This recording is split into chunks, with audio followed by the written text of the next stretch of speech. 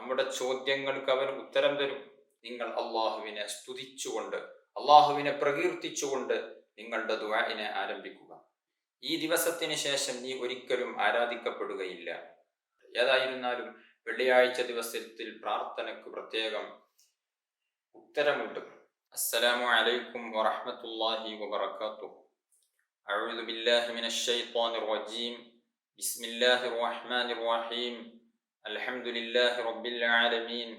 അസ്സലാത്തു വസ്സലാമു അലാ സയ്യിദിൽ മുർസലീൻ വഅലാ ആലിഹി വസ്വഹ്ബിഹി അജ്മഈൻ. അമ്മാ ബഅദ്.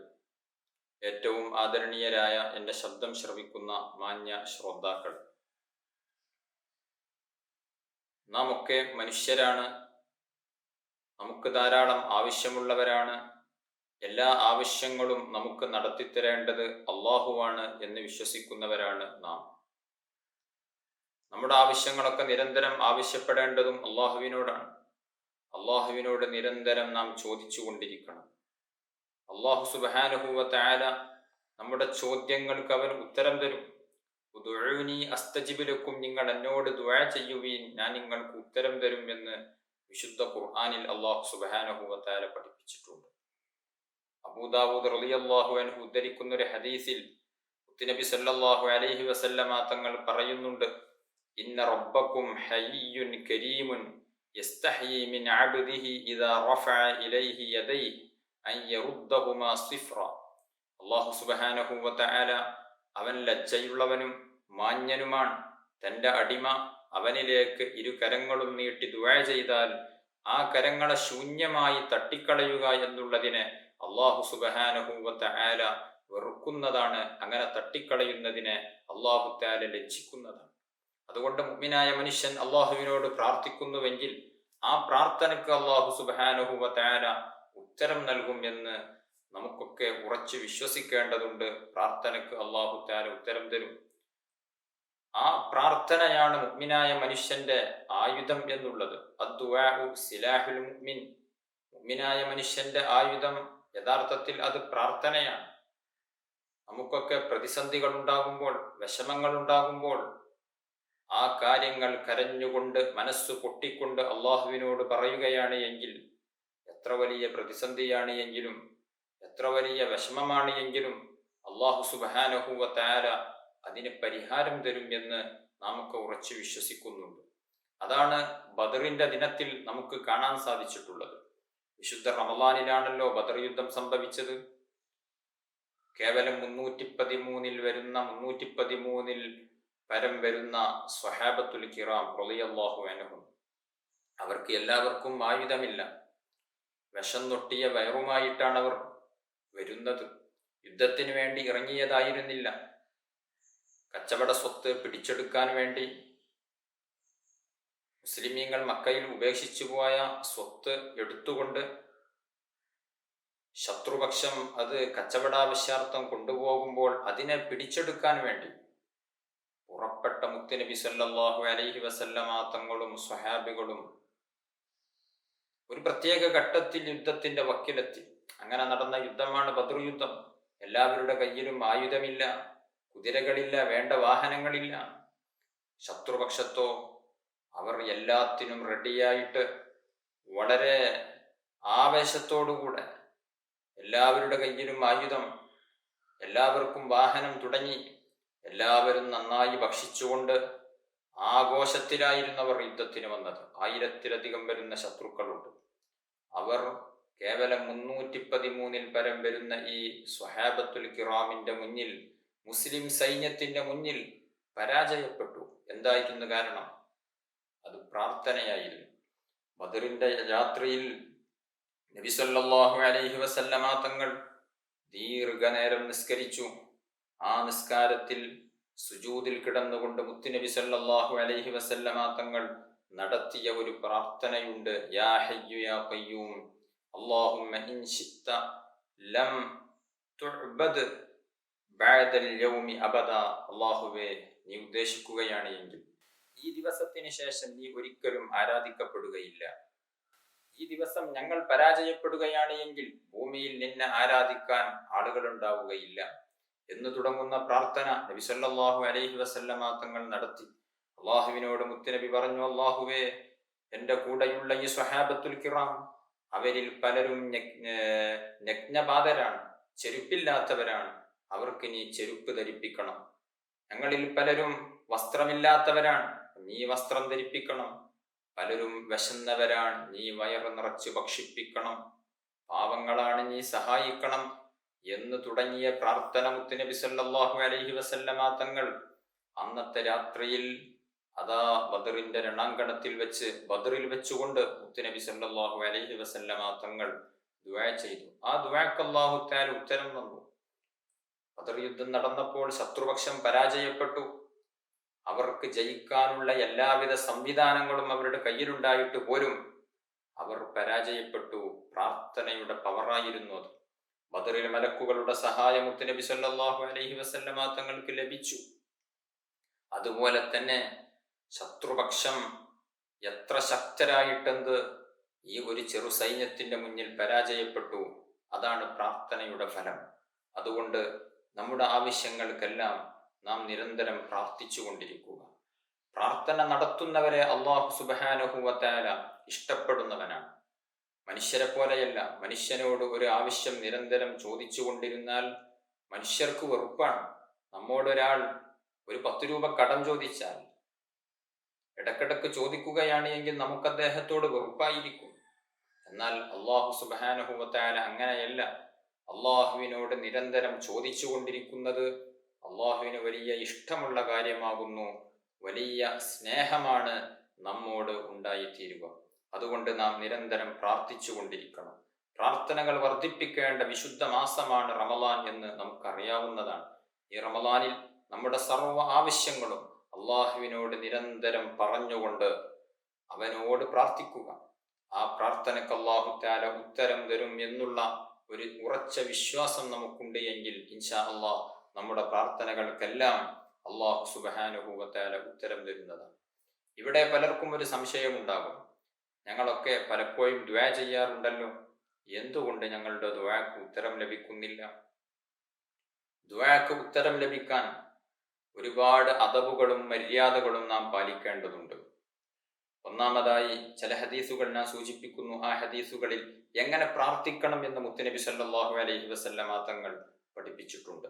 അബൂ ദാവൂദ് റളിയല്ലാഹു അൻഹു ഉദ്ധരിക്കുന്ന ഒരു ഹദീസിൽ ഇബ്നു അബ്ബാസ് തങ്ങളെ തൊട്ട് ഇബ്നു അബ്ബാസ് റളിയല്ലാഹു അൻഹു നബി സല്ലല്ലാഹു അലൈഹി വസല്ലമ തങ്ങൾ പറയുന്നു, മുത്തുനബി പറയുന്നു, സലുല്ലാഹ ബിബുത്തൂനി അകുഫിക്കും വലാ തസ്അലൂഹു ബിളുഹൂരിഹാ ഫഇദാ ഫറഗ്തും ഫംസഹൂ ബിഹാ വുജൂഹക്കും.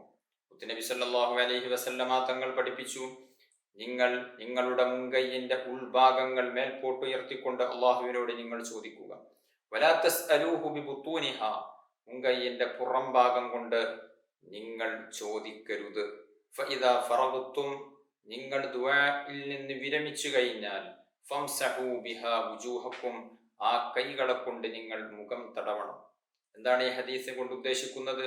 ദുആ ചെയ്യുമ്പോൾ നമ്മുടെ ഇരു കരങ്ങളുടെയും ഈ ഉൾഭാഗം, വെളുപ്പ് കാണുന്ന ഭാഗം, അത് മുകളിലോട്ട് ഉയർത്തിയിട്ടായിരിക്കണം ദുആ ചെയ്യേണ്ടത്. അതേസമയം പുറം ഭാഗം മുകളിലോട്ട് ഉയർത്തിക്കൊണ്ട് അല്ല ദുആ ചെയ്യേണ്ടത്.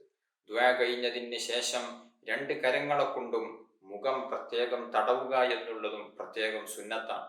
ഇതാണ് ഈ ഹദീസിൽ നമ്മെ പഠിപ്പിക്കുന്നത്. ഇത് ദുആഇന്റെ ഒരു അദബാണ്, ഒരു സുന്നത്താണ്. ദുആഇന്റെ ഒരു രീതി ഇങ്ങനെയാണ്. അള്ളാഹുവിനോടാണല്ലോ നാം ചോദിക്കുന്നത്. ആ ചോദ്യത്തിന് ചില അദബുകളും സുന്നത്തുകളും നാം പാലിക്കേണ്ടതുണ്ട്.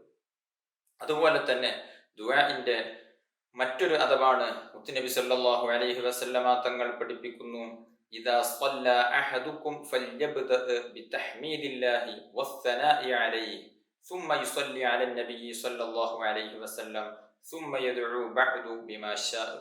അബൂ ദാവൂദ് റളിയല്ലാഹു അൻഹു ഉദ്ധരിക്കുന്ന ഹദീസാണ്. മുത്തുനബി സല്ലല്ലാഹു അലൈഹി വസല്ലമ തങ്ങൾ പഠിപ്പിച്ചു, നിങ്ങൾ ദുആ ചെയ്യാൻ ഉദ്ദേശിച്ചാൽ ഫല്യബ്ദഅ ബിതഹ്മീദില്ലാഹി വസ്സനാഇ അലൈഹി, നിങ്ങൾ അല്ലാഹുവിനെ സ്തുതിച്ചുകൊണ്ട്, അല്ലാഹുവിനെ പ്രകീർത്തിച്ചുകൊണ്ട് നിങ്ങളുടെ ദുആഇനെ ആരംഭിക്കുക. അതിനുശേഷം മുത്തുനബി സല്ലല്ലാഹു അലൈഹി വസല്ലമ തങ്ങളുടെ മേൽ സ്വലാത്ത് ചൊല്ലുകയും ചെയ്യുക. അതിനുശേഷം നിങ്ങൾ ഉദ്ദേശിക്കുന്ന കാര്യങ്ങൾ എന്തെല്ലാം ഉണ്ടോ അതെല്ലാം അള്ളാഹുവിനോട് ചോദിക്കുക. അതുകൊണ്ട് ദുആ തുടങ്ങേണ്ടത് അൽഹംദുലില്ലാഹി റബ്ബിൽ ആലമീൻ എന്നതുകൊണ്ടാണ്, ബിസ്മി കൊണ്ടല്ല. ബിസ്മി കൊണ്ട് തുടങ്ങേണ്ട പലതും ഉണ്ട്. ഏകദേശം കൂടുതൽ കാര്യങ്ങളും നല്ല കാര്യങ്ങൾ തുടങ്ങുമ്പോൾ ബിസ്മിയാണ് വേണ്ടത്. അതേസമയം ദുആ തുടങ്ങേണ്ടത് അൽഹംദുലില്ലാഹ് എന്നതുകൊണ്ടാണ്. ഖുതുബ തുടങ്ങേണ്ടത് അൽഹംദുലില്ലാഹ് എന്നതുകൊണ്ടാണ്. ഇങ്ങനെ ചില കാര്യങ്ങൾ ഹംദ് കൊണ്ട് തുടങ്ങണമെന്ന് പ്രത്യേകം നിർദ്ദേശമുണ്ട്. അതിൽപ്പെട്ട ഒന്നാണ് ദുആ. ദുആ തുടങ്ങേണ്ടത് അൽഹംദുലില്ലാഹി റബ്ബിൽ ആലമീൻ ഹംദൻ യുവാഫി നിഅമഹു വയുകാഫിഉ മസീദ എന്ന് തുടങ്ങുന്ന അക്മലുൽ ഹംദ്, പരിപൂർണമായ ആ ഹംദ് അത് ചൊല്ലിയതിന് ശേഷം അല്ലാഹുമ്മ സ്വല്ലി അലാ സയ്യിദിനാ മുഹമ്മദ് വഅലാ ആലി സയ്യിദിനാ വമൗലാനാ മുഹമ്മദ് എന്ന് തുടങ്ങുന്ന ഏതെങ്കിലും ഒരു സ്വലാത്ത് മുത്തുനബി സല്ലല്ലാഹു അലൈഹി വസല്ലമ തങ്ങളുടെ പേരിലും അവിടുത്തെ ആല് അസ്ഹാബിന്റെ പേരിലുമൊക്കെയുള്ള സ്വലാത്ത് കൂടെ ചൊല്ലിയതിന് ശേഷം നമുക്ക് ആവശ്യമുള്ള കാര്യങ്ങളെല്ലാം അള്ളാഹുവിനോട് നാം നിരന്തരം ചോദിച്ചു കൊണ്ടിരിക്കുക. അങ്ങനെയുള്ള ദുആ അള്ളാഹു സുബ്ഹാനഹു വ തആല പ്രത്യേകം ഉത്തരം തരുന്നതാണ്. അതുപോലെ തന്നെ ദുആഇന്റെ അവസാനത്തിലും സ്വലാത്തു ചൊല്ലണം, ഹംദ് ചൊല്ലണം. ദുആ അവസാനിച്ചതിന് ശേഷം വസല്ലല്ലാഹു അലാ ഖൈരി ഖൽഖിഹി സയ്യിദിനാ മുഹമ്മദിൻ വആലിഹി വസഹ്ബിഹി അജ്മഈൻ സുബ്ഹാന റബ്ബിക റബ്ബിൽ ഇസ്സത്തി അമ്മാ യസിഫൂൻ വസലാമുൻ അലൽ മുർസലീൻ വൽഹംദുലില്ലാഹി റബ്ബിൽ ആലമീൻ. ഇവിടെ നാം ആദ്യം സ്വലാത്തു ചൊല്ലി വസല്ലല്ലാഹു അലാ സയ്യിദിനാ മുഹമ്മദ്, അത് സ്വലാത്താണ്. അവസാനം വൽഹംദുലില്ലാഹി റബ്ബിൽ ആലമീൻ, അത് ഹംദാണ്. അപ്പോ ഹംദും സ്വലാത്തും ദുആഇന്റെ തുടക്കത്തിലെന്ന പോലെ അവസാനത്തിലും ഉണ്ടായിരിക്കൽ പ്രത്യേകം സുന്നത്താണ്. അതുപോലെ തന്നെ ദുആക്ക് ഇജാബത്ത് കിട്ടാനുള്ള മറ്റൊരു മാർഗമാണ് ദീർഘനേരം നാം ദുആ ചെയ്യുമ്പോഴൊക്കെ ആ ദുആഇന്റെ ഇടക്ക് സ്വലാത്ത് കൂട്ടിച്ചേർക്കുക എന്നുള്ളത് ദുആക്ക് ഇജാബത്ത് ലഭിക്കാൻ കാരണമാകുന്നതാണ്. നാം കുറച്ചു നേരം ദുആ ചെയ്യുകയാണ് എങ്കിൽ കുറഞ്ഞ കാര്യങ്ങൾ ദുആ ചെയ്തതിന് ശേഷം വീണ്ടും അല്ലാഹുമ്മ സ്വല്ലി അലാ സയ്യിദിനാ മുഹമ്മദ് വഅലാ ആലി സയ്യിദിനാ മുഹമ്മദ് എന്ന സ്വലാത്ത് ചൊല്ലുക. വീണ്ടും നമ്മുടെ ആവശ്യങ്ങൾ ദുആ ചെയ്യുക. അങ്ങനെ ഇടക്ക് സ്വലാത്ത് ചൊല്ലുക എന്നുള്ളത് ദുആക്ക് ഇജാബത്ത് ലഭിക്കാൻ കാരണമാകുന്നതാണ്. ദുആക്ക് ഇജാബത്ത് ലഭിക്കുന്ന, പ്രത്യേകം ഉത്തരം ലഭിക്കുന്ന ധാരാളം സമയങ്ങളുണ്ട്, ധാരാളം സന്ദർഭങ്ങളുണ്ട്, ധാരാളം സ്ഥലങ്ങളുണ്ട്. വിശുദ്ധ റമദാൻ ദുആക്ക് പെട്ടെന്ന് ഉത്തരം ലഭിക്കുന്ന സമയങ്ങളിൽപ്പെട്ട ഒരു സമയമാണ്. അതുപോലെ തന്നെ വെള്ളിയാഴ്ച രാവ്, വെള്ളിയാഴ്ച പകല്, അതൊക്കെ ദുആക്ക് ഇജാബത്തുള്ള സമയങ്ങളാണ്. ദുആക്ക് വെള്ളിയാഴ്ച രാവിലോ പകലിലോ ഒരു പ്രത്യേക സമയം, ദുആക്ക് ഇജാബത്തുള്ള ഒരു പ്രത്യേക സമയമുണ്ട്. മുത്തുനബി സല്ലല്ലാഹു അലൈഹി വസല്ലമ തങ്ങൾ പഠിപ്പിച്ചിട്ടുണ്ട്, വെള്ളിയാഴ്ച ദിവസത്തിൽ നിങ്ങൾ അള്ളാഹുവിനോട് വല്ല കാര്യവും ദുആ ചെയ്യുകയാണ് എങ്കിൽ ആ വെള്ളിയാഴ്ച ദിവസത്തിൽ ഒരു സമയമുണ്ട്, കുറഞ്ഞ സമയം, മുത്തുനബി കൈകൊണ്ട് സൂചിപ്പിച്ചു തന്നു, വളരെ കുറഞ്ഞ സമയം. ആ സമയത്തിൽ നിങ്ങളുടെ പ്രാർത്ഥന യോജിച്ചു വന്നാൽ, ആ സമയത്തിനോട് നിങ്ങളുടെ പ്രാർത്ഥന യോജിച്ചു വന്നാൽ ആ പ്രാർത്ഥനക്ക് ഉത്തരം ലഭിക്കും എന്നതിൽ സംശയം ഇല്ല. അതേതാണ് സമയം എന്ന് അല്ലാഹു സുബ്ഹാനഹു വ തആല നമുക്ക് വ്യക്തമാക്കി തന്നിട്ടില്ല. അതെന്തിനു വേണ്ടി? വെള്ളിയാഴ്ച രാവും പകലും പൂർണ്ണമായും ആ ദിവസത്തിനെ ആദരിച്ചു ബഹുമാനിച്ചുകൊണ്ട് നാം ഇബാദത്തിൽ ഏർപ്പെടാൻ വേണ്ടി, ദുആ ചെയ്യാൻ വേണ്ടി. ആ സമയം ഖതീബ് മിമ്പറിൽ കയറുന്ന സമയമാണ് എന്നും രണ്ട് ഖുതുബകൾക്കിടയിൽ ഖതീബ് ഇരിക്കുന്ന സമയമാണ് എന്നും പല അഭിപ്രായങ്ങളും ഉണ്ട്. പല പണ്ഡിതന്മാരും അങ്ങനെയാണ് അഭിപ്രായപ്പെട്ടത്. ചിലര് പറഞ്ഞു വെള്ളിയാഴ്ച അസറിന് ശേഷമാണ്, മറ്റു ചിലർ പറഞ്ഞു വെള്ളിയാഴ്ച രാത്രിയിലാണ്. അങ്ങനെ പലരും പല അഭിപ്രായങ്ങൾ പറഞ്ഞിട്ടുണ്ട്. ഏതായിരുന്നാലും വെള്ളിയാഴ്ച ദിവസത്തിൽ പ്രാർത്ഥനയ്ക്ക് പ്രത്യേകം ഉത്തരമുണ്ട്. വെള്ളിയാഴ്ച മുഴുവനും നാം പ്രത്യേകം ആദരിക്കേണ്ടതും ബഹുമാനിക്കേണ്ടതുമാണ്. ആ ദിവസത്തിൽ ഈ ഒരു പ്രത്യേക ഇജാബത്തുള്ള സമയം ഏതാണ് എന്ന് നമുക്കറിയാത്തത് കൊണ്ട് തന്നെ നാം കൂടുതൽ വെള്ളിയാഴ്ചയിൽ പ്രാർത്ഥനകളും അതുപോലെ തന്നെ ദിക്ർ, മറ്റുള്ള നിസ്കാരങ്ങൾ, മറ്റുള്ള ഖുർആൻ പാരായണം തുടങ്ങിയ മറ്റുള്ള കർമ്മങ്ങൾ നാം വർദ്ധിപ്പിക്കേണ്ടതുണ്ട്. ഇതുപോലെ തന്നെ പ്രാർത്ഥനയ്ക്ക് ഉത്തരമുള്ള ഒരു സമയമുണ്ട്. ഇപ്പോൾ നമുക്ക് നോമ്പുകാലമാണ്, നോമ്പ് തുറക്കാനിരിക്കുന്ന സമയം പ്രാർത്ഥനയ്ക്ക് പ്രത്യേകം ഉത്തരമുണ്ട്. രാവിലെ മുതൽ, പ്രഭാതം മുതൽ പ്രദോഷം വരെ അള്ളാഹുവിന്റെ പൊരുത്തം കാംക്ഷിച്ചുകൊണ്ട്, വിശപ്പ് സഹിച്ചുകൊണ്ട് നോമ്പനുഷ്ഠിക്കുന്ന മുഅ്മിൻ ആ മുഅ്മിനായ മനുഷ്യന് നോമ്പ് തുറക്കാനിരിക്കുന്ന നോമ്പിന്റെ അവസാന ആ സന്ദർഭത്തിലുള്ള പ്രാർത്ഥനക്ക് അല്ലാഹു സുബ്ഹാനഹു വ തആല ഉത്തരം തരും. പലപ്പോഴും ആ ഒരു സമയം നാം നഷ്ടപ്പെടുത്താറുണ്ട്. പലപ്പോഴും ആ ഒരു സമയം നോമ്പ് തുറയുടെ തിരക്കിലായി, പ്രത്യേകിച്ച് സഹോദരിമാരൊക്കെ വിഭവങ്ങൾ ഉണ്ടാക്കുന്നതിന്റെ തിരക്കിലായി, അല്ലെങ്കിൽ നോമ്പ് തുറയോടനുബന്ധിച്ച്, നോമ്പ് സൽക്കാരത്തിനോടനുബന്ധിച്ച് ഉണ്ടാക്കിയ ഭക്ഷണങ്ങൾ ടേബിളിൽ കൊണ്ടുപോയി വെക്കുന്ന തിരക്കിലായി, അല്ലെങ്കിൽ മറ്റെന്തെങ്കിലും തിരക്കിലായി ആ സമയം അറിയാതെ നഷ്ടപ്പെട്ടു പോകുന്നു. അതൊക്കെ ആ സമയത്ത് ചെയ്യാം. ആ സമയത്ത് ഭക്ഷണം പാകം ചെയ്യലും മറ്റുള്ള വിഭവങ്ങൾ ഒരുക്കലും ഒക്കെ നടക്കട്ടെ. അതോടുകൂടെ നമ്മുടെ മനസ്സിന്റെ ഉള്ളിൽ ഒരു പ്രാർത്ഥനയുണ്ടാകട്ടെ. പ്രാർത്ഥനയുടെ പൂർണ്ണരൂപമാണ് കൈ ഉയർത്തിയും ഹംദും സ്വലാത്തും ഒക്കെ ചൊല്ലി കൃത്യമായ രൂപത്തിൽ ഒരു സ്ഥലത്ത് ഇരുന്ന് ഖിബിലക്ക് തിരിഞ്ഞുകൊണ്ട് വുളൂഓട് കൂടെയൊക്കെ ദുആ ചെയ്യുക എന്നുള്ളത് ഒരു പൂർണ്ണ രൂപമാണ്. എങ്കിലും നമ്മുടെ മനസ്സകത്തിൽ ഏതൊരു സമയത്തും പ്രാർത്ഥനയുണ്ടാകണം.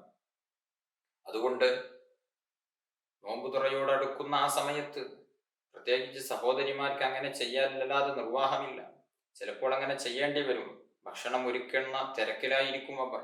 പരമാവധി നേരത്തെ ഭക്ഷണം പാകം ചെയ്ത് ഒരു മഗ്‌രിബ് ബാങ്ക് കൊടുക്കുന്നതിന്റെ ഒരു 10 മിനിറ്റ് മുമ്പെങ്കിലും നമ്മുടെ ജോലികളെല്ലാം ഫ്രീ ആകുന്ന രൂപത്തിൽ ഒന്ന് അറേഞ്ച്മെന്റ് ചെയ്താൽ നമുക്കും ആ ഒരു 10 മിനിറ്റ് സമയം ദിക്റുകളിലും ദുആകളിലും പ്രാർത്ഥനകളിലുമായി കഴിച്ചു കൂട്ടാൻ സാധിക്കും. അല്ലാഹു തആല സാധിപ്പിച്ചു തരുമാറാവട്ടെ. നമ്മളൊന്ന് ശ്രദ്ധിച്ചാൽ മതി.